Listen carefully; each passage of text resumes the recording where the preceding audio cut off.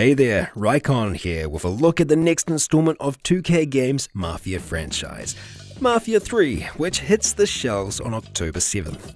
Set in the Vietnam War period of 1968, players take the role of Lincoln Clay in the fictional city of New Bordeaux. Want to become the crime kingpin of the city? Here's everything you need to know for Mafia 3.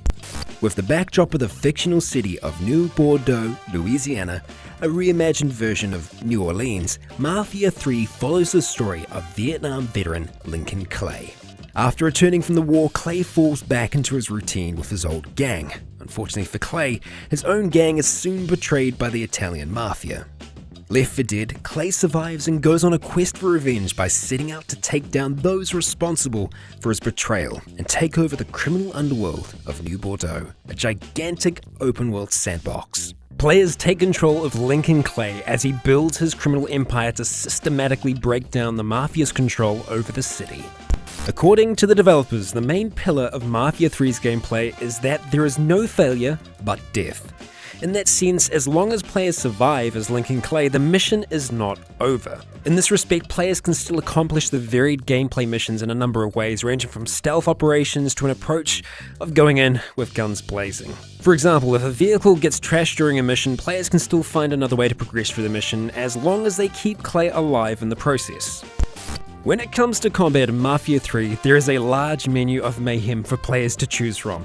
As Lincoln Clay, gamers will be able to take a more covert approach to gameplay, taking out foes with stealth attacks. Gunfights and enemy encounters will feature cover-based shooting. However, when enemy encounters heat up, they can descend into large-scale shootouts.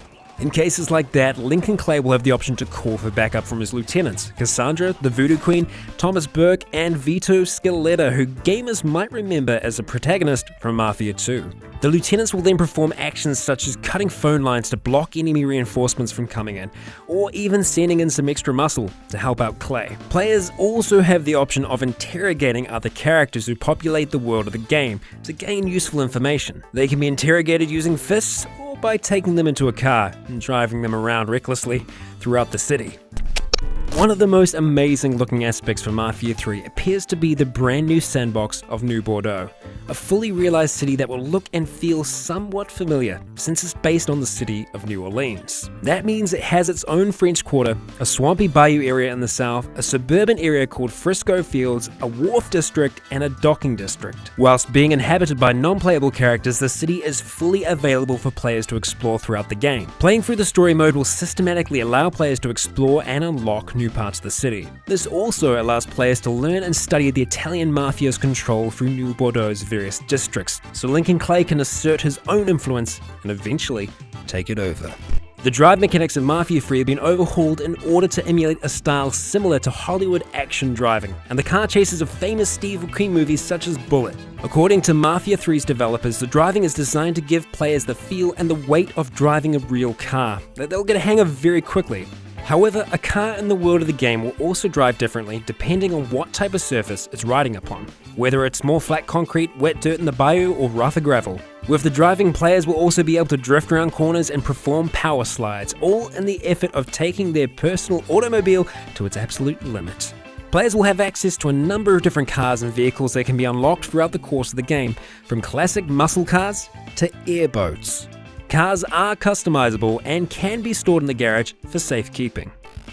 As mentioned earlier, players as Lincoln will get access to 3 lieutenants, Cassandra, Burke, and Scaletta, who become part of his new dysfunctional crime family.